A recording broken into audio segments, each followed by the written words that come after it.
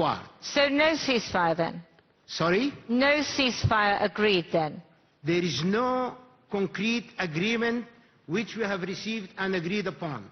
And please remember, if you are under the impression that we have received from any country, any authority, a concrete proposal to which the Sudanese state, Sudanese government, or the Sudanese people, we have 40 million people in Sudan monitoring this minute by minute, yes, second by second. This is our broader parliament. We have not yet agreed on anything.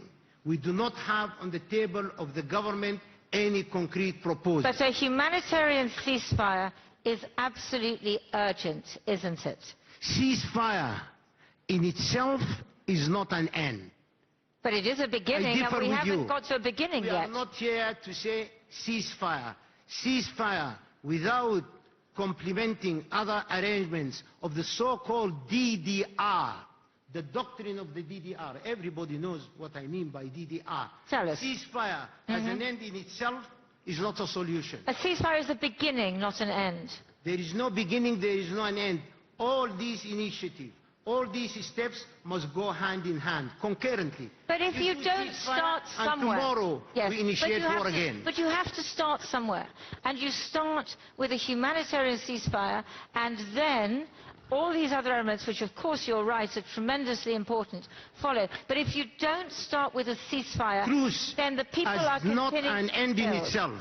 Please remember this. Can you tell me one single president in Sudan or in Africa where we have established truce as an end itself and it led to a successful outcome?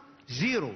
Truce as an end in itself will never work unless it is coordinated and connected with other arrangements.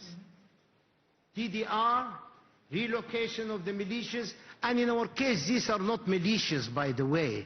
These are mercenaries, and some of you would have followed my statement which I sent to the Prime Minister of Colombia. The majority of those fighters are mercenaries. I say it publicly, from Colombia, from Ukraine, from many other countries. These are not fighters. And what about the United Arab Emirates? What is your position on talking to the United Arab Emirates? United Arab Emirates have to come to an agreement to stop providing any assistance and weapons or support to those mercenaries. Once the United Arab Emirates did stop that, we can ourselves enter into serious talks, even with the United Arab Emirates.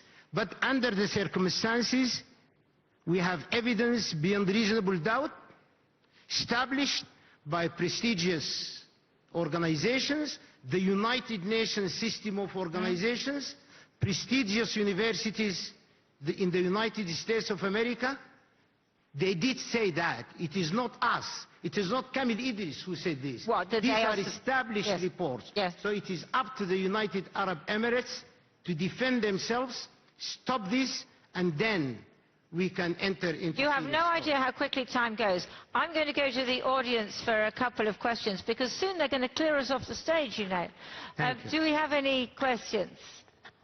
Oh, maybe no. Are you just giving me these few minutes? Yeah, I am. I'm that mean. Very serious, it's not moderator. me. It's the organisers. Listen, does anybody have a question? Otherwise, I can continue. Yes, the gentleman there. They're bringing you a microphone, sir. Have you talked to the RSF? Have you talked to the Rapid Support Forces, your enemy? No. First of all, let me clarify. RSF was established by Sudanese law. RSF has been dissolved completely. That era of Can I finish, please? Do you want me to finish? Or yeah, please go ahead. You're claiming that the RSF does not exist anymore. The organization that exists is a combination of militias and mercenaries. The majority of the fighters are mercenaries, as I have just said a few seconds ago, from Colombia, from Ukraine, and from many other countries. So who is there to make peace with then? You see, these are established reports in the media and in the international media. It is not Sudan who is saying this. These So are who is there to make peace reports, with? evidence beyond reasonable doubt. You understand this term in law? So, sir, evidence beyond reasonable doubt. So who is there to make peace with? If you are denying the existence of your enemy, We are who not do you denying. make peace with? We are not denying the existence. We are saying the fighters now are mercenaries, prohibited, banned by international law. Ladies and gentlemen, we have to abide, listen to this very carefully, by the Charter of the United Nations and by the basic principles of international law. We cannot contradict ourselves. With whom does Sudan fight today? With mercenaries. Sudan is today, but tomorrow is many neighboring countries, the Horn of Africa, and this is a direct threat to the international peace and security. I think we can all agree. We're not saying we don't want to agreeing that this war is a direct threat. Do I have one more question to Mr. Kamal Idris, not from his own delegation, but from somebody else? This delegation, I think, is Gentleman banned. over there. Thank you.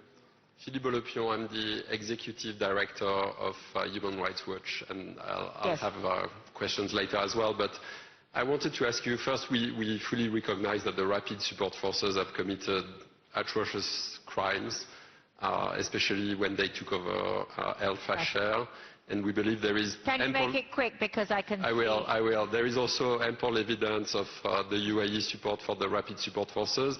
But your forces as well have been accused of serious violations, including indiscriminate bombing. So what are you doing to keep that in check and to make sure that your troops are not Let me clarify. violations? These are not simple crimes. These are war crimes. What, committed by the Sudan Armed Forces? Crimes against humanity. Crimes against humanity. Atrocities beyond the description of words, as established by various reports. So, what SAF, the Sudanese army, was doing were in private self-defense. This is the army that is under the constitution. They are under obligation to defend Sudan and the Sudanese people. So it is not a traditional war where fighters were coming to attack you. These were the guardians of national institutions. They attacked these institutions, they destroyed the infrastructure, they killed people, displaced persons, raped women, killing the parents in front of their eyes. These are crimes beyond the description of words, and I would upgrade the word war crimes and crimes against humanity. This is a definition of a new type of crimes, and if I were to negotiate with the ICC, I would upgrade the level of crimes to a completely different level of crimes which is not yet described by humanity. Mr. Idris, you know how quickly time has gone because you have spoken so much. And we are grateful Sorry to you to be for that. talkative, but Sorry remember to be I'm talkative. defending my people. But we are very grateful. But we are very grateful to Thank you you for so your much time. indeed. Now, ladies and gentlemen, Mr. Idris is going to hand me his microphone. He is going to exit the stage, so am I. They're going to pull on some more chairs, and then we're going to hear from some other people involved in Sudan. So don't move, there is more coming.